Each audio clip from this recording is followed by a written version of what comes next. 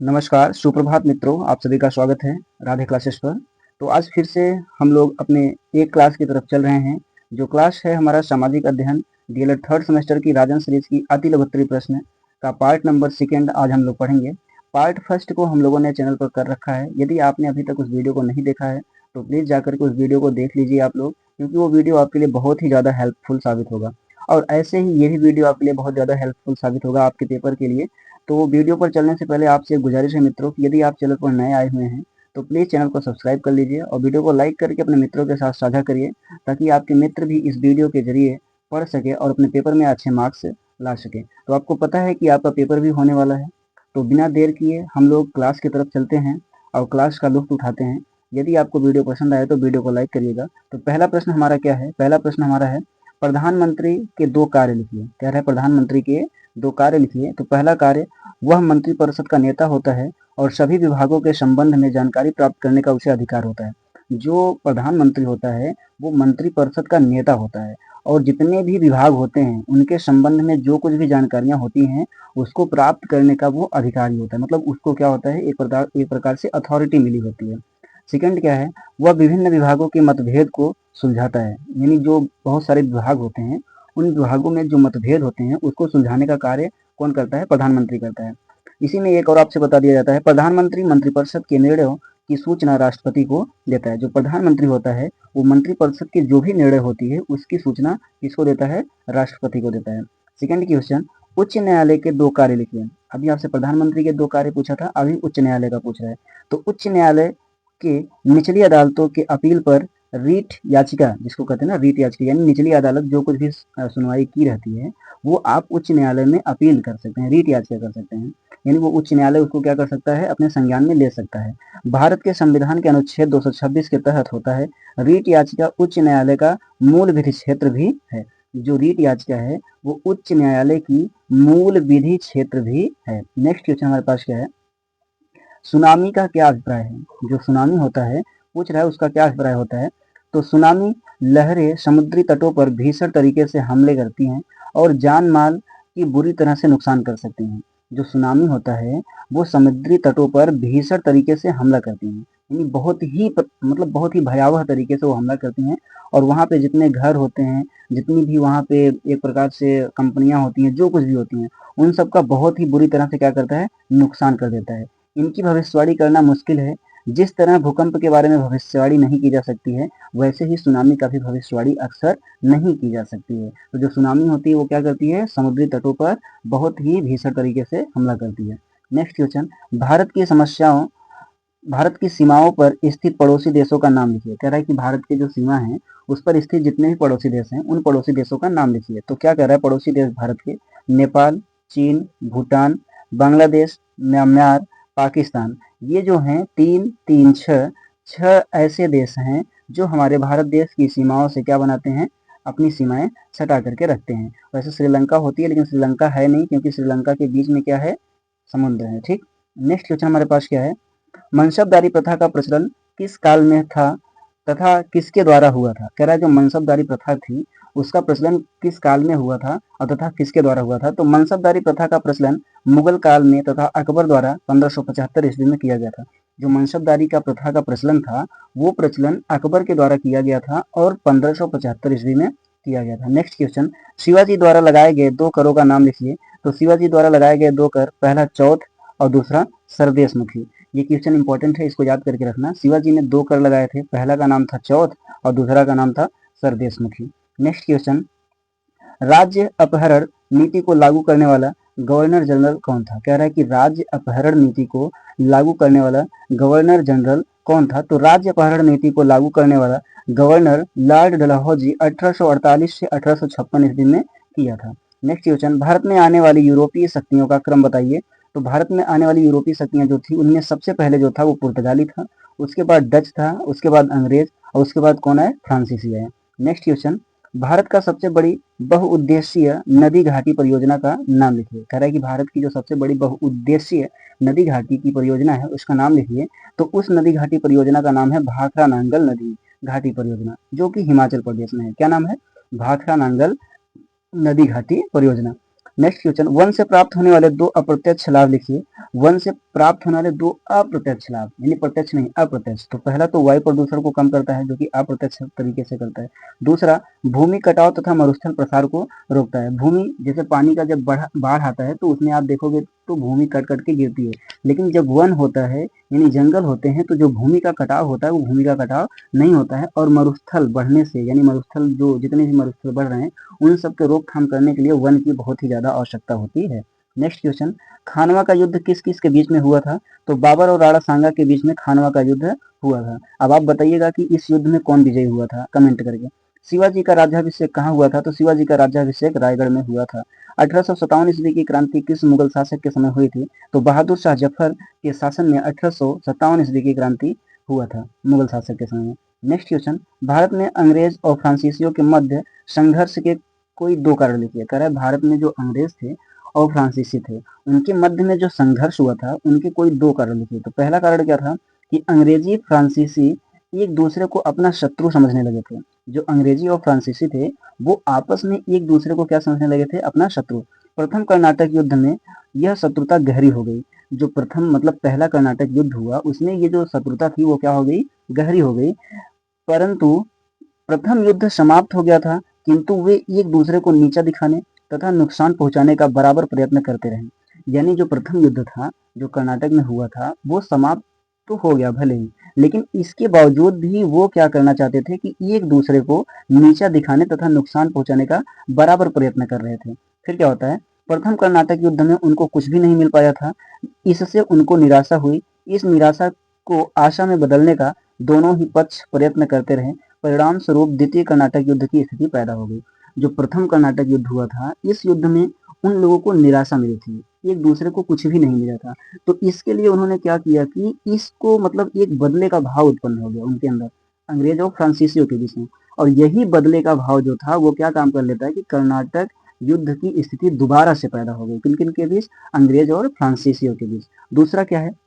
दूसरा है पॉइंट इसमें 1748 ईस्वी में दक्षिण यानी उत्तराधिकार का संघर्ष जो होता है इसमें 1748 ईस्वी में दक्षिण के सूबेदार आसफ शाह निजामुल मुल्क का देहांत हो गया और उत्तराधिकारी के लिए संघर्ष छिड़ गया। क्या होता है कि 1748 ईस्वी में दक्षिण के सूबेदार आसफ शाह निजामुल मुल्क का देहांत हो गया और उत्तराधिकारी के लिए संघर्ष छिड़ गया उनमें। निजाम का पुत्र नासिर जंग और देवता मुजफ्फर जंग दो मुख्य प्रतिद्वंदी थे। उन्हीं दिनों कर्नाटक के नवाब दोस्त अली का दामाद चादा साहब आरकाट की गद्दी को जिस पर उस समय अनवरुद्दीन का अधिकार था हस्तगत करना चाहता था। हुआ क्या कि जो सूबेदार था आसफ शाह उसका देहांत हो जाता है, तब उस पर उत्तराधिकारी के लिए संघर्ष छिड़ जाता है। जो निजाम का पुत्र था नासिर जंग और देवता का मुजफ्फर जंग, ये दो मुख्य प्रतिद्वंदी थे, यानी आपस में क्या कर रहे थे? लड़ने लगे थे। उन्हीं दिनों मतलब उसी टाइम पे कर्नाटक का जो नवाब हुआ करता था दोस्त अली का दामाद चादा साहब आकाट की गद्दी को जिस पर उस समय अनवरुद्दीन का अधिकार था हस्तगत करना चाहता था, वो भी आकर के क्या करने लगता है? हस्तगत करना चाहता है। नेक्स्ट क्वेश्चन हमारे पास क्या है, बंगाल में दोहरी शासन व्यवस्था किसने शुरू की? तो रॉबर्ट क्लाइव जो है वो बंगाल में दोहरी शासन व्यवस्था को शुरू करता है।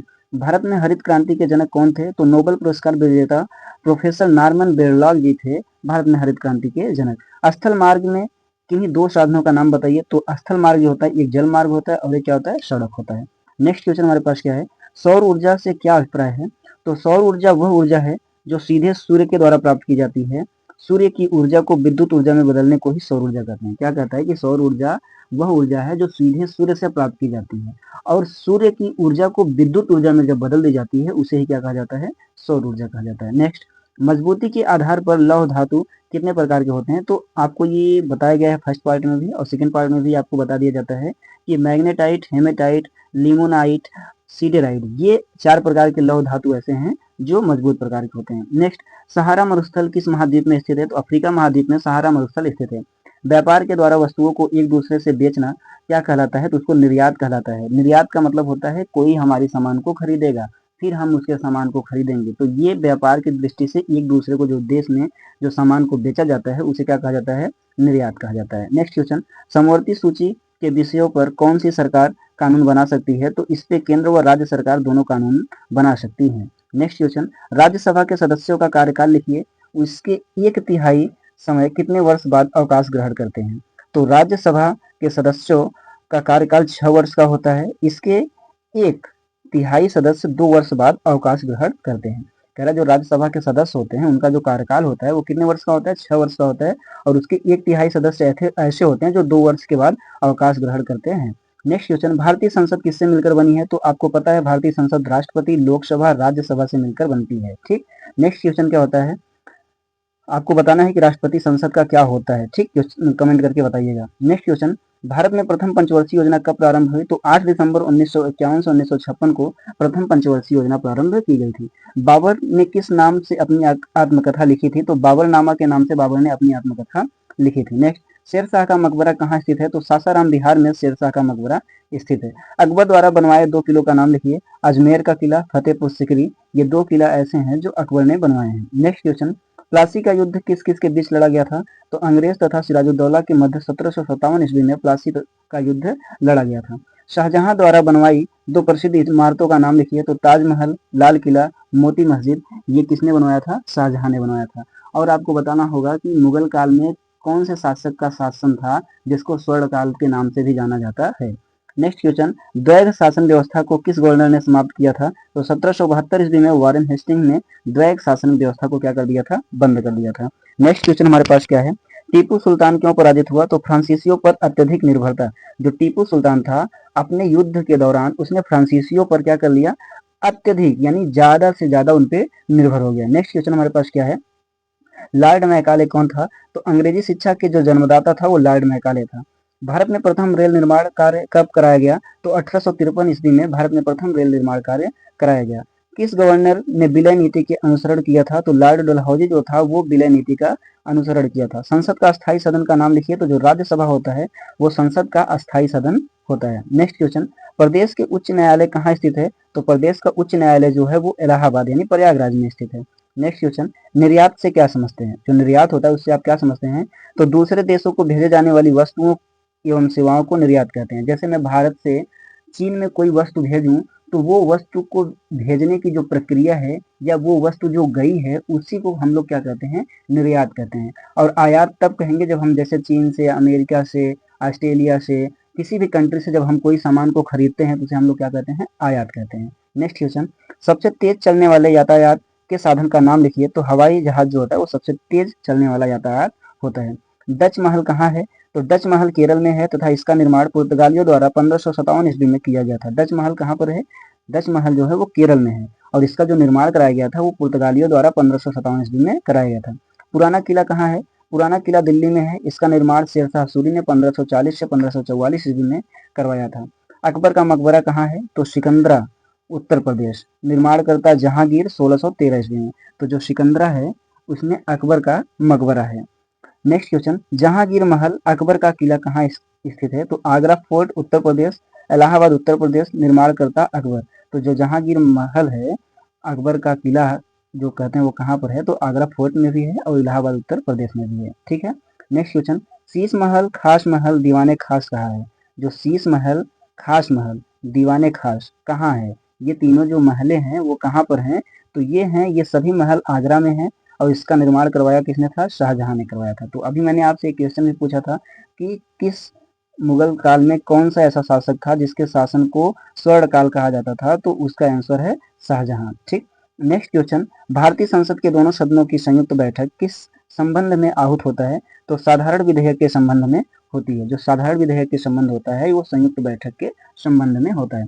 भारत की जलवायु को क्या कहते हैं? तो उष्णकटिबंधीय मानसूनी जलवायु कहते हैं भारत की जलवायु को। नेक्स्ट क्वेश्चन, भारत में सिंचाई के साधन का संक्षिप्त विवरण दीजिए। तो कुआं व नलकूप से भारत में सिंचाई होता है। 61% सिंचित भाग तालाब, 3% सिंचित भाग नहर, 24% अन्य स्रोत, 11%। ठीक है। जो नहर से होता है वो 24% होता है और 3% जो होता है वो सिंचित विभाग से होता है और 61% जो होता है और तालाब से जो होते हैं वो हो गए और 61% सिंचित विभाग से होते हैं, कुआं व नलकूप से। नेक्स्ट क्वेश्चन हमारे पास क्या है? विश्व का सर्वाधिक सिंचित क्षेत्र वाला देश कौन सा है? तो चीन जो है 21%, ये विश्व का सर्वाधिक सिंचित प्रदेश है। उसके बाद भारत है जो 20.2 प्रतिशत सिंचित क्षेत्र आता है। तो सबसे पहले नंबर पे कौन है? चीन है 21%, और उसके बाद भारत कितने नंबर पे है? 20.2%, यानी कि सिंचित क्षेत्र जो कहलाता है। नेक्स्ट, वर्तमान समय में सिंचाई का प्रमुख साधन बताइए। तो कुआं, नहर व नलकूप सिंचाई का क्या है? प्रमुख साधन है। नेक्स्ट क्वेश्चन, फ्रांसीसी ईस्ट इंडिया कंपनी की स्थापना किस वर्ष हुई थी? तो ईस्ट इंडिया कंपनी की स्थापना 1664 ईस्वी में एक सहकारी कंपनी थी। उस पर व्यापारी का नियंत्रण न होकर राजा का पूर्ण नियंत्रण था उस टाइम पर। फ्रांसीसियों का मुख्य उद्देश्य भारत में व्यापार कर पूंजी एकत्र कर मेडागास्कर में उपनिवेश स्थापित करना था। जो फ्रांसीसी थे उनका मुख्य उद्देश्य इतना ही था कि भारत में व्यापार किया जाए और वहां से पूंजी को एकत्रित किया जाए और मेडागास्कर में उपनिवेश स्थापित करना था उनको। किसको? फ्रांसीसियों को। नेक्स्ट क्वेश्चन हमारे पास क्या है? असीरगढ़ का युद्ध कब हुआ था? तो असीरगढ़ का युद्ध 1601 में अकबर के द्वारा लड़ा गया अंतिम युद्ध था। जो असीरगढ़ का युद्ध हुआ था वो 1601 ईस्वी में हुआ था और ये अकबर के द्वारा लड़ा गया था और अकबर का यह कौन सा युद्ध था? अंतिम युद्ध था। नेक्स्ट क्वेश्चन, प्लासी का युद्ध कब और किसके बीच हुआ? तो प्लासी का युद्ध 1757 ईस्वी में लॉर्ड क्लाइव ने सिराजुद्दौला को पराजित किया था। यानी जो ये लॉर्ड क्लाइव और सिराजुद्दौला के बीच में प्लासी का युद्ध हुआ था 1757 में, जिसमें लॉर्ड क्लाइव ने सिराजुद्दौला को क्या कर दिया था? पराजित कर दिया था। नेक्स्ट क्वेश्चन, बक्सर का युद्ध कब और किसके बीच हुआ था? तो बक्सर का जो युद्ध था वो 1764 ईस्वी में अंग्रेजों ने मीर कासिम, सुजाउद्दौला एवं अहमद शाह की संयुक्त सेनाओं को पराजित किया था। जो बक्सर का युद्ध था वो किसके किसके बीच हुआ था? तो अंग्रेज और मीर कासिम, सिजाउद्दौला एवं अहमद शाह की संयुक्त सेनाओं को क्या कर दिया था? पराजित कर दिया था। तो इन्हीं लोगों के बीच में ये युद्ध हुआ था 1764 ईस्वी में। वांडीवास का युद्ध कब और किसके बीच हुआ था? तो 1760 ईस्वी में दक्षिण भारत में हुए इस युद्ध में अंग्रेजों ने फ्रांसीसियों को पराजित कर दिया था। तो जब आपसे पूछा जाए कि वांडीवास का युद्ध कब और किसके बीच हुआ था, तो कब हुआ था? तो 1760 ईस्वी में हुआ था। और किसके बीच हुआ था? तो अंग्रेज और फ्रांसीसियों के बीच हुआ था। और इसमें जीता कौन था? तो इसमें जीता था, इस युद्ध में अंग्रेज ने फ्रांसीसियों को पराजित कर दिया था, यानी कि अंग्रेज क्या कर गए थे? इस युद्ध को जीत गए थे। नेक्स्ट क्वेश्चन, मुगल काल के किन्हीं 4 साहित्यकार कृतियों का उल्लेख कीजिए। तो कह रहा है कि मुगल काल की 4 साहित्यकार कृतियों का उल्लेख कीजिए। तो पहले आप कह सकते हो अकबरनामा, बाबरनामा, ऐसे ऐसे होते हैं ना, तो बहुत सारे चीज हैं जो मुगल काल में किए गए थे। तो अकबरनामा किया गया था जो कि अबुल फजल लिखा था। रामचरितमानस किया गया था जो कि तुलसीदास लिखे थे। हुमायूं नामा लिखा गया था गुलबदन बेगम के द्वारा। गंगा लहरी लिखा गया था पंडित जगन्नाथ के द्वारा। नेक्स्ट क्वेश्चन, बीबी का मकबरा नामक स्थान एवं राज्य कहाँ है तथा इसके निर्माणकर्ता कौन है? तो यह मकबरा औरंगाबाद यानी महाराष्ट्र में है तथा इसका निर्माणकर्ता औरंगजेब 1679 ईस्वी में था। तो जो बीबी का मकबरा है ये औरंगाबाद में है और जो इसका निर्माण किया था वो कौन करवाया था? औरंगजेब ने करवाया था। और कब करवाया था? तो 1679 ईस्वी में करवाया था।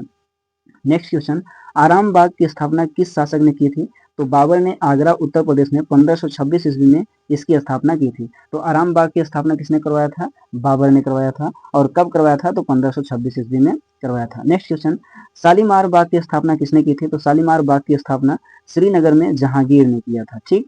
नेक्स्ट क्वेश्चन, शेरशाह का मकबरा कहाँ है? तो सासाराम बिहार में शेरशाह का मकबरा है जो कि शेरशाह के पुत्र 1539 से 1545 ईस्वी में इसका निर्माण करवाया था। नेक्स्ट क्वेश्चन, भारत में पक्की सड़कों वाला राज्य कौन है? तो भारत में पक्की सड़कों वाला राज्य महाराष्ट्र है। महाराष्ट्र एक ऐसा राज्य है जो भारत में पक्की सड़कों वाला राज्य है। भारत में सबसे बड़े तथा सबसे छोटा राष्ट्रीय मार्ग का नाम बताइए। तो सबसे बड़ा राजमार्ग 7 है और सबसे छोटा राजमार्ग जो है वो 47A है। तो जो सबसे बड़ा राष्ट्रीय राजमार्ग है वो कौन है? तो वो है सबसे बड़ा राजमार्ग 7 और सबसे छोटा जो है वो राजमार्ग जो है वो 47A है। नेक्स्ट क्वेश्चन, भारत का प्रमुख निर्यात कौन कौन से हैं? तो सूती वस्त्र, चाय, जूट आदि जो है ये भारत के प्रमुख निर्यात है। निर्यात किसे कहते हैं? जब अपने देश से कोई सामान को बेचा जाता है तो उसे क्या कहा जाता है? निर्यात कहा जाता है। और जब अपने देश में किसी सामान को खरीदा जाता है तो उसे क्या कहा जाता है? आयात कहा जाता है। भारत का सर्वाधिक व्यापार किस देश के साथ है? तो भारत में सर्वाधिक व्यापार संयुक्त राज्य अमेरिका के साथ है। WTO का पूरा नाम बताइए। तो वर्ल्ड ट्रेड ऑर्गेनाइजेशन यानी विश्व व्यापार संगठन इसका पूरा नाम है। किसका? WTO का। कंगारुओं का देश किसे कहते हैं? तो कंगारुओं का देश जो है वो ऑस्ट्रेलिया को कहते हैं। विश्व प्रसिद्ध पिरामिड कहाँ है? विश्व प्रसिद्ध पिरामिड मिस्र में है। दुनिया की छत किसे कहते हैं? तो दुनिया की छत तिब्बत को पठार को कहते हैं। ये सारे क्वेश्चन वेरी इंपॉर्टेंट है, वन लाइनर में आपके ये पेपर में आ सकते हैं। ठीक है। नेक्स्ट क्वेश्चन हमारे पास क्या है? एशिया से यूरेशिया से आप क्या समझते हैं? तो एशिया महाद्वीप के पश्चिम में यूरोप महाद्वीप है। यूरोप तथा एशिया को मिलाकर क्या कहा जाता है? यूरेशिया कहा जाता है। जो एशिया महाद्वीप है उसके पश्चिम में कौन है? यूरोप महाद्वीप है। तो यूरोप और एशिया को मिलाकर क्या कहा जाता है? यूरेशिया कहा जाता है। विश्व का सबसे ऊंची चोटी कौन है? तो माउंट एवरेस्ट यानी हिमालय 8,848 मीटर जो है वो विश्व की सबसे ऊंची चोटी है। भारत के कुल क्षेत्रफल के कितने भाग पर कृषि की जाती है? तो 51% भाग पर कृषि की जाती है। अभ्रक उत्पादन में भारत का विश्व में स्थान बताइए। तो अभ्रक जो है वो प्रथम है, राजस्थान में 51% होता है। जो अभ्रक का उत्पादन है वो भारत में कैसा है? प्रथम स्थान पर है। नेक्स्ट क्वेश्चन, भारत में तांबा उत्पादन में प्रथम 3 राज्य कौन कौन है? तो भारत में तांबा उत्पादन में प्रथम 3 राज्य मध्य प्रदेश, राजस्थान तथा झारखंड है। ये तीनों प्रदेश ऐसे हैं जो भारत में क्या उत्पादन करते हैं? तांबा उत्पादन करने में प्रथम है। जस्ता उत्पादन का प्रथम राज्य कौन है? तो राजस्थान एक ऐसा राज्य है जो जस्ता उत्पादन का प्रथम राज्य है। और आपको पता है कि राजस्थान में तांबा उत्पादन का भी कौन सा स्थान है? प्रथम स्थान है। नेक्स्ट, कोयला उत्पादन में भारत के प्रथम 3 राज्य क्रमशः कौन है? तो झारखंड, छत्तीसगढ़ और उड़ीसा ऐसे राज्य हैं जो कोयला उत्पन्न करने में भारत के प्रथम 3 राज्यों में सबसे महत्वपूर्ण है। नेक्स्ट क्वेश्चन, सबसे प्रथम श्रेणी का कोयला किसे माना जाता है? तो एंथ्रेसाइड जो होता है वो सबसे प्रथम श्रेणी का कोयला माना जाता है, यानी सबसे अच्छा कोयला माना जाता है। भारत में बॉक्साइट का उत्पादन सबसे अधिक करने वाला राज्य बताइए। तो उड़ीसा एक ऐसा राज्य है जो भारत में बॉक्साइट उत्पादन करने का सबसे बड़ा और सबसे अधिक राज्य है। स्वर्ण उत्पादन में प्रथम राज्य कौन सा है? तो भारत स्वर्ण उत्पादन में पहला राज्य कर्नाटक 98%, यानी जो स्वर्ण का उत्पादन होता है अपने भारत देश में वो प्रथम राज्य जो है वो कर्नाटक है, जो कि 98% उत्पादन देता है। नेक्स्ट, पेट्रोलियम उत्पादन करने वाले क्षेत्र कौन कौन से हैं? तो असम यानी डिगबोई सुरमा घाटी जो है, गुजरात में खंभात और अंकलेश्वर जो है वो भी पेट्रोलियम उत्पादन के लिए है। महाराष्ट्र में कौन है? मुंबई हाई जो है वो पेट्रोलियम उत्पादन करने वाले क्षेत्र हैं। नेक्स्ट क्वेश्चन, भारत में सबसे अधिक सड़कों वाला राज्य का नाम बताइए। तो महाराष्ट्र जो है वो भारत में सबसे अधिक सड़कों वाला राज्य है। महाराष्ट्र को पक्का सड़क का राज्य भी कहते हैं। संसद का संयुक्त अधिवेशन कौन बुलाता है? तो संसद का संयुक्त अधिवेशन राष्ट्रपति बुलाता है। नेक्स्ट क्वेश्चन, संयुक्त अधिवेशन राष्ट्रपति द्वारा किन किन स्थितियों में बुलाया जा सकता है? पूछा जा रहा है आपसे क्वेश्चन कि जो ये संयुक्त अधिवेशन होता है ये राष्ट्रपति द्वारा आपको किन किन स्थितियों में बुलाया जा सकता है? तो जब कोई विधेयक एक सदन से पारित होने के बाद दूसरे सदन में जाए और यदि एक दूसरे सदन द्वारा विधेयक अस्वीकार कर दिया जाए। कह रहा है कि कोई ऐसा विधेयक हो जब सदन से पारित हो और वो दूसरे सदन में जाए और यदि पहला जो होता है वो दूसरे सदन द्वारा विधेयक अस्वीकार कर दिया गया हो तो दूसरा जो है वो विधेयक पर किए जाने वाले संशोधन के बारे में दोनों सदन अंतिम रूप से असहमत हो गए हों, तब क्या करता है? तब दूसरे सदन को विधेयक प्राप्त होने की तारीख से उसके द्वारा विधेयक पारित किए बिना 6 माह से अधिक बीत गए हों। कह रहा है कि जब कोई विधेयक सदन में पारित किया जाता है लेकिन पहला पॉइंट है दूसरे सदन में उस विधेयक को क्या कर दिया जाता है? अस्वीकार कर दिया जाता है। या दूसरे पॉइंट में विधेयक पर किए जाने वाले संशोधन के बारे में दोनों सदन अंतिम रूप से असहमत हो गए हैं, यानी वो दोनों सदन जो हैं वो क्या कर रहे हैं कि उस बात को मानने के लिए तैयार नहीं है। फिर क्या होता है? तीसरा पॉइंट इसमें बताता है कि दूसरे सदन की विधेयक प्राप्त होने की तारीख से उसके द्वारा विधेयक पारित किए बिना 6 माह से अधिक बीत गए हों। जब ऐसे कंडीशन होते हैं तब राष्ट्रपति मतलब जो होता है वो अधिवेशन द्वारा सभी को उन स्थितियों में क्या कर लेता है? बुला लेता है। नेक्स्ट क्वेश्चन, संयुक्त अधिवेशन की अध्यक्षता किसके द्वारा की जाती है? तो लोकसभा अध्यक्ष के द्वारा संयुक्त अधिवेशन की अध्यक्षता की जाती है। नेक्स्ट, क्या धन विधेयक के संबंध में लोकसभा का निर्णय अंतिम होता है? तो हाँ, ये जो धन विधेयक का संबंध होता है ये लोकसभा का कैसा निर्णय होता है? अंतिम निर्णय होता है। क्या धन विधेयक के संबंध में संयुक्त अधिवेशन की व्यवस्था की जा सकती है? नहीं, जो धन विधेयक का संबंध होता है उसमें संयुक्त अधिवेशन की व्यवस्था नहीं की जा सकती है। प्रथम लोकसभा अध्यक्ष कौन थे? तो जीवी मावलकर जो थे वो प्रथम लोकसभा अध्यक्ष थे। नेक्स्ट, वर्तमान में भारत में कितने उच्च न्यायालय हैं? तो 25 उच्च न्यायालय इस टाइम पे भारत में वर्तमान में हैं। नेक्स्ट क्वेश्चन, उच्च न्यायालय के न्यायाधीशों की पद की योग्यता लिखिए। तो वह भारत का नागरिक होता हो। कौन? जो उच्च न्यायालय के न्यायाधीश हो उसकी आयु 62 वर्ष से अधिक न हो। जो उच्च न्यायालय के पद के लिए व्यक्ति योग्य होता है वो पहली बात तो भारत का नागरिक होना चाहिए और दूसरी बात उसकी आयु कितने वर्ष से अधिक ना होनी चाहिए? 62 वर्ष से अधिक। नेक्स्ट क्वेश्चन, आयकर किसे कहते हैं? वह प्रत्यक्ष कर है जो व्यक्ति के आय पर लगाया जाता है। यह सर्वप्रथम 1950 ईस्वी में लगाया गया था। व्यक्तिगत आय का कुछ भाग कर मुक्त रहता है। कह रहा है कि जो आयकर होता है ये एक प्रत्यक्ष कर है। जो भी व्यक्ति अपना आय कमाता है यानी अपना इनकम कमाता है उस इनकम पर जो टैक्स लगाया जाता है उसी को क्या कहा जाता है? आयकर कहा जाता है। यह सबसे पहले 1950 ईस्वी में लगाया था, यानी कि व्यक्ति जो अपने व्यक्तिगत आय जो भी इनकम करते हैं उन इनकम में से कुछ भाग जो होगा वो कर मुक्त रहेगा। नेक्स्ट क्वेश्चन, प्रत्यक्ष कर किसे कहते हैं? उदाहरण सहित बताइए। तो प्रत्यक्ष कर वह कर है जिसको वही व्यक्ति देता है जिस पर यह कर लगाया जाता है, जैसे आय कर, निगम कर, भूमि कर आदि। ये सब जो कर होते हैं ये प्रत्यक्ष कर होते हैं, ये व्यक्तियों के ऊपर क्या किए जाते हैं, लगाए जाते हैं। नेक्स्ट क्वेश्चन, प्रवाल भित्ति किसे कहते हैं? तो छिछले समुद्र में बहुत छोटा जीव मूंगा यानी कि जो प्रवाल होता है वो पाया जाता है। इसके मरने पर शरीर के अंश एक के ऊपर एक जमा होते रहते हैं और ये समुद्र तट के निकट दीवार सी बना देते हैं। इसे प्रवाल भित्ति कहते हैं। इसका संबंध प्रशांत महासागर से है। जो प्रवाल भित्ति होता है ये छिछले समुद्र में बहुत छोटा सा एक जीव होता है जो मूंगा होता है यानी प्रवाल, वो पाया जाता है। इसके मरने पर शरीर के जो अंश होते हैं इसके ऊपर एक जमा होते रहते हैं। जो शरीर के अंश के एक के ऊपर एक क्या करते रहते हैं, जमा होते रहते हैं और ये समुद्र के तट के निकट दीवार से बना देते हैं। समुद्र का जो तट होता है उसके करीब में क्या करते हैं, इसको मतलब जो मरे हुए शरीर है उसके एक के ऊपर एक, एक के ऊपर एक, ऐसे वो क्या करते हैं, मूंगा बनाते चले जाते हैं। इसी को क्या कहा जाता है, प्रवाल भित्ति कहा जाता है। इसका संबंध प्रशांत महासागर से होता है। जैसे देखो ये सागर हो गया, सागर के किनारे पे कोई मतलब ये जो छोटा सा मूंगा होता है मृत शरीर के ऊपर मतलब इसके मरने पर ये ऐसे ऊपर ऊपर ऐसे ऊपर ऊपर बनाता रहता है और ये बनाते बनाते क्या करता है, यहाँ पर प्रवाल भित्ति की तरह एक ऐसे जमीन को बना देता है। ठीक है, तो इसी को इसका संबंध किससे होता है, प्रशांत महासागर से होता है। नेक्स्ट क्वेश्चन हमारे पास क्या है, विश्व की सबसे बड़ी प्रवाल भित्ति किस महासागर में स्थित है? तो विश्व की सबसे बड़ी प्रवाल भित्ति प्रशांत महासागर में है।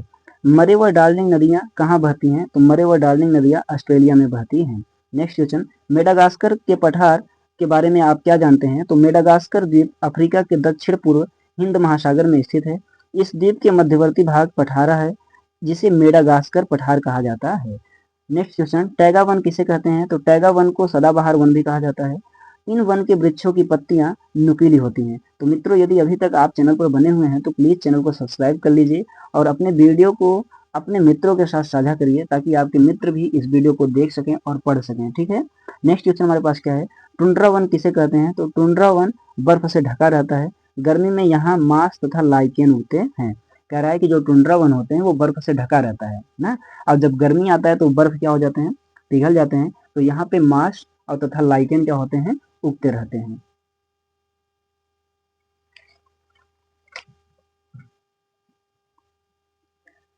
भारत का सबसे ऊंचा पर्वत शिखर कौन सा है? तो माउंट केटू जो है यानी गार्डविन ऑस्टिन 8,611 मीटर जो भारत का सबसे ऊंचा पर्वत शिखर है। यह हिमालय पर्वत दुनिया का सबसे ऊंचा पर्वत है जो माउंट केटू गार्डविन है। नेक्स्ट क्वेश्चन, भारत में संचार के दो साधनों के नाम लिखिए। तो पहला समाचार पत्र और दूसरा दूरदर्शन। ये ऐसे हैं जो भारत में संचार के साधन हैं। नेक्स्ट क्वेश्चन क्या है हमारे पास, राज्यसभा तथा लोकसभा के सदस्यों की आयु सीमा बताइए। तो राज्यसभा के सदस्यों की आयु सीमा जो होती है वो 30 वर्ष होती है, यानी इससे अधिक हो सकती है, और तथा लोकसभा के जो सदस्य होते हैं उनकी आयु 25 वर्ष से अधिक होती है। संसद का कौन सा सदन अस्थायी होता है जिसको भंग नहीं किया जा सकता है? तो राज्यसभा जो होता है ये संसद का कौन सा सदन होता है, अस्थायी सदन होता है। नेक्स्ट क्वेश्चन, राज्यसभा धन विधेयक को कितने समय तक अपने पास रोक सकती है? तो राज्यसभा धन विधेयक को अधिकतम 14 दिन तक अपने पास रोक सकती है। नेक्स्ट क्वेश्चन, त्रिशंकु लोकसभा से आप क्या समझते हैं? तो यदि सामान्य निर्वाचन में किसी भी दल को सरकार बनाने के लिए स्पष्ट बहुमत नहीं प्राप्त होता है तो इसे कौन सी लोकसभा कहा जाता है? इसे त्रिशंकु लोकसभा कहा जाता है। योजना आयोग के स्थान पर गठित नीति आयोग के पदेन अध्यक्ष कौन होता है? तो नीति आयोग का पदेन अध्यक्ष प्रधानमंत्री होता है। नेक्स्ट क्वेश्चन, मंत्रिपरिषद के बारे में बताइए। भारतीय संविधान के अनुच्छेद 74 के अनुसार राष्ट्रपति को उसके कार्यों के संपादन व सलाह देने हेतु एक मंत्रिपरिषद होता है। मंत्रिपरिषद का जो प्रधान होता है वो प्रधानमंत्री होता है। मंत्रिपरिषद सामूहिक रूप से लोकसभा के प्रति उत्तरदायी होता है। तो भारतीय संविधान के अनुच्छेद 74 के अनुसार राष्ट्रपति का जो कार्य होता है उस कार्य को करने के लिए सलाह देने के लिए एक मंत्रिपरिषद होती है, और उस मंत्रिपरिषद का जो प्रधान होता है वो कौन होता है? प्रधानमंत्री होता है। नेक्स्ट क्वेश्चन, मंत्रिमंडल का निर्माण कैसे होता है? तो प्रधानमंत्री तथा कैबिनेट मंत्री को मिलाकर मंत्रिमंडल का निर्माण होता है। नेक्स्ट क्वेश्चन, राष्ट्रपति किसकी सलाह पर लोकसभा भंग कर सकता है? तो राष्ट्रपति प्रधानमंत्री की सलाह पर लोकसभा को क्या कर सकता है? भंग कर सकता है, क्योंकि उस मंत्रिमंडल का प्रधान कौन होता है? प्रधानमंत्री होता है। नेक्स्ट क्वेश्चन, मंत्रिपरिषद का सदस्य बनने की शर्तें बताइए। तो मंत्रिपरिषद का सदस्य बनने के लिए वैधानिक दृष्टि से यह आवश्यक है कि वह व्यक्ति संसद के किसी सदन का सदस्य हो। यदि व्यक्ति मंत्री बनते समय सदस्य नहीं हो तो उसे 6 माह के अंदर संसद सदस्य बनना अनिवार्य है, नहीं तो उसे अपना पद क्या करना होगा, छोड़ना होगा। नेक्स्ट क्वेश्चन, राज्यसभा के सदस्यों का कार्यकाल कितने वर्ष का होता है? तो राज्यसभा के सदस्यों का कार्यकाल 6 वर्ष का होता है। लोकसभा के सदस्यों का कार्यकाल कितना होता है? तो लोकसभा के सदस्यों का कार्यकाल 5 वर्ष का होता है। मंत्रिपरिषद संसद के किसी सदन के प्रति उत्तरदायी होता है? तो जो मंत्रिपरिषद संसद के सदन होते हैं वो लोकसभा के प्रति उत्तरदायी होते हैं। अप्रत्यक्ष कर किसे कहते हैं? उदाहरण सहित बताइए। वह कर जिसका भार दूसरे व्यक्ति पर टाला जा सकता है उसे ही हम लोग क्या कहते हैं? अप्रत्यक्ष कर कहते हैं। जैसे सीमा शुल्क, व्यापार कर, उत्पादन कर, मनोरंजन कर, ये सब ऐसे कर हैं जो कि कैसे कर हैं? अप्रत्यक्ष कर हैं। नेक्स्ट क्वेश्चन हमारे पास क्या है? आयकर किसके द्वारा लगाया जाता है? तो आयकर केंद्र सरकार के द्वारा लगाया जाता है। अप्रत्यक्ष कर का उदाहरण बताइए। जैसे मनोरंजन कर, व्यापार कर, उत्पादन कर, आपको भी बताया गया। मनोरंजन कर का उदाहरण है अप्रत्यक्ष कर। केंद्र सरकार के आय का स्रोत बताइए। तो आय कर, निगम कर, संपत्ति कर, जायदाद कर, उपहार कर, सीमा कर, ऐसे प्रत्येक कर हैं जो केंद्र के आय के क्या होते हैं? स्रोत होते हैं। नेक्स्ट क्वेश्चन, भारत में उपराष्ट्रपति को कौन निर्वाचित करता है? तो भारत में उपराष्ट्रपति का निर्वाचन राज्यसभा तथा लोकसभा के सदस्य करते हैं। संसद के 2 कार्य बताइए। तो संविधान में संशोधन का अधिकार किसको होता है? संसद को होता है। संघीय सूची विषयों पर कानून बनाने का अधिकार भी किसको होता है? संसद को होता है। नेक्स्ट क्वेश्चन, लोकसभा अध्यक्ष का कार्य बताइए। तो धन विधेयक को प्रमाणित करना किसका कार्य होता है? लोकसभा अध्यक्ष का। सदन की कार्यवाही का संचालन करना लोकसभा अध्यक्ष का। सदन में अनुशासन बनाए रखना लोकसभा अध्यक्ष का। लोकसभा की बैठकों में अध्यक्षता करना, ये सब किसके कार्य होते हैं? लोकसभा अध्यक्ष के कार्य होते हैं। नेक्स्ट, वित्त विधेयक तथा साधारण विधेयक में अंतर बताइए। तो वित्त विधेयक केवल लोकसभा में पारित किया जा सकता है, जबकि साधारण विधेयक जो होता है वो संसद के किसी भी सदन में प्रस्तावित किया जा सकता है। जो वित्त विधेयक होता है वो कहाँ सिर्फ पारित किया जा सकता है? वो सिर्फ और सिर्फ लोकसभा में पारित किया जा सकता है। और जबकि जो साधारण विधेयक होता है वो संसद के किसी भी सदन में प्रस्तावित किया जा सकता है। नेक्स्ट क्वेश्चन, उच्चतम न्यायालय अपने अपीली अधिकार क्षेत्र के अंतर्गत किन किन 3 प्रकार के मुकदमों सुन सकता है? तो दीवानी मुकदमे जो होता है वो सुन सकता है, और फौजीदारी मुकदमे जो होता है वो सुन सकता है, और राजस्व मुकदमे जो होता है वो भी सुन सकता है। नेक्स्ट क्वेश्चन हमारे पास क्या है? विश्व का सबसे विशाल मरुस्थल कौन है? तो सहारा मरुस्थल जो है वो विश्व का सबसे विशाल मरुस्थल है। यानी कि जो सहारा है, अब आप मुझे ये बताइएगा कि ये जो सहारा मरुस्थल है ये कहाँ है, किस जगह पर है? अफ्रीका के उष्ण घास का मैदान कौन है? तो सवाना जो है वो अफ्रीका के उष्ण घास का मैदान है। अफ्रीका में शीतोष्ण घास का मैदान कौन है? तो वेल्ड जो है वो अफ्रीका में शीतोष्ण घास का मैदान है। विश्व की सबसे लंबी नदी कौन है? तो नील नदी जो है वो विश्व की सबसे लंबी नदी है। विश्व में स्वर्ण नगर में विख्यात नगर कौन है? तो जोहानसबर्ग जो है वो स्वर्ण नगर में विख्यात नगर है। नेक्स्ट क्वेश्चन, केंद्र सरकार के व्यय के स्रोत बताइए। जो केंद्र सरकार का व्यय होता है उसके स्रोत बताइए। तो प्रतिरक्षा सेवाएं, प्रशासनिक सेवाएं, कर वसूली व्यय, ऋण सेवाएं आदि जो होते हैं ये केंद्र सरकार के व्यय के स्रोत हैं। राज्य सरकार के आय के स्रोत बताइए। तो भूमि कर, कृषि आय कर, राज्य उत्पादन कर, व्यापार कर, स्टाम्प शुल्क, वनों से आय, मनोरंजन कर, सिंचाई, सड़क, जल परिवहन आदि जो इसमें टैक्स लिए जाते हैं ये सब राज्य सरकार के आय के स्रोत हैं। राज्य सरकार के व्यय के स्रोत बताइए। तो शिक्षा पर व्यय करता है जो वो राज्य सरकार के व्यय होते हैं। कृषि पर व्यय, मत्स्य पालन, भूमि संरक्षण, पशुपालन, चिकित्सा, परिवार नियोजन आदि जो कार्य होते हैं इन सब कार्यों पर राज्य का व्यय का स्रोत होता है। नेक्स्ट क्वेश्चन हमारे पास क्या है? प्रथम पंचवर्षीय योजना के कार्य अवधि लिखिए। तो प्रथम पंचवर्षीय योजना की जो कार्य की अवधि थी वो 1 अप्रैल 1951 से 31 मार्च 1956 तक थी। अब आपको बताना है कि इस काल के प्रधानमंत्री कौन थे, राष्ट्रपति कौन थे और उपराष्ट्रपति कौन थे। आपको यह कमेंट में मेंशन करना है। नेक्स्ट क्वेश्चन, भारत की कौन सी पंचवर्षीय योजना 1 वर्ष पूर्व समाप्त हो गई थी? तो 5वीं पंचवर्षीय योजना जो थी वो भारत की वो 1 वर्ष पूर्व ही क्या हो गई थी? समाप्त हो गई थी। नेक्स्ट क्वेश्चन, एशिया में विश्व का सबसे ऊंचा पर्वत शिखर कौन सा है? तो एशिया में विश्व का सबसे ऊंचा पर्वत शिखर माउंट एवरेस्ट है। नेक्स्ट, पंपास का घास, पंपास जो है वो कहाँ का घास का मैदान है? तो दक्षिणी अमेरिका यानी अर्जेंटीना का पंपास जो है वो वहाँ का घास का मैदान है। एशिया में विश्व का सबसे अधिक जनसंख्या वाला देश कौन सा है? तो एशिया में विश्व का सबसे अधिक जनसंख्या वाला देश चीन है। ये आपके कागज पे लिखा हुआ अथराइट बात है कि चीन जो है वो एशिया का सबसे अधिक जनसंख्या वाला देश है। विश्व में सबसे गहरी झील का नाम बताइए। तो बैकाल झील जो है वो विश्व में सबसे गहरी झील है। तो मित्रों आज आपका सामाजिक अध्ययन की अति लघुत्तरीय प्रश्न जो था वो जो है वो समाप्त हो गया है राजन सीरीज का। तो यदि आपको वीडियो अच्छा लगा हो तो प्लीज वीडियो को लाइक करिए और चैनल को जरूर सब्सक्राइब कर लीजिएगा और अपने मित्रों के साथ वीडियो को साझा करिएगा। आई होप कि आप पूरी क्लास में बड़े ही इत्मीनान के साथ पढ़े होंगे। अगर आपको एक बार में समझ में नहीं आता है तो आप इसको रिपीट करके एक बार दोबारा से पढ़ लीजिए, क्योंकि ये जितने सारे क्वेश्चन हैं ये सारे के सारे क्वेश्चन आपके एग्जाम के लिए अति महत्वपूर्ण हैं। ठीक, अगर आप इतना पढ़ करके जाते हैं तो आई होप माता रानी की कृपा होगी कि आप अपने पेपर में अच्छे से अच्छे मार्क्स को लेकर के आएंगे। तो चलिए ठीक है, आज का वीडियो हम लोग यहीं पे समाप्त करते हैं। आशा है कि आपको वीडियो पसंद आई होगी। चलते हैं, चलते चलते आपसे एक गुजारिश है दोबारा से कि आप वीडियो को सब्सक्राइब कर लीजिए, चैनल को सब्सक्राइब कर लीजिए, बगल में बेल आइकन होगी उसको हिट कर लीजिए, ताकि कोई भी वीडियो की नोटिफिकेशन आती है तो आपके चैनल पर कोई भी वीडियो आता है तो आपके मोबाइल पर सूचनाएं क्या हो सके, पहुंच सके। तो चलिए चलते हैं। जय हिंद, जय भारत, आपका दिन शुभ हो।